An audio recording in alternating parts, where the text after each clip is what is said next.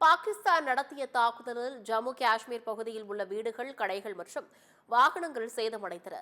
ஜம்மு, பூஞ்ச், உதம்பூர், உரி ஆகிய பகுதிகளில் பாகிஸ்தான் தாக்குதல் நடத்திய நிலையில் அங்கு அசாதாரண சூழல் நிலவி வருகிறது.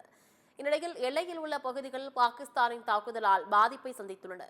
குடியிருப்புகள் மீது கண்மூடித்தனமாக நடத்தப்பட்ட தாக்குதலில் வீடுகள் சேதமடைந்த நிலையில் பாதிக்கப்பட்ட மக்கள் பாதுகாப்பான இடங்களுக்கு வெளியேற்றப்பட்டனர்.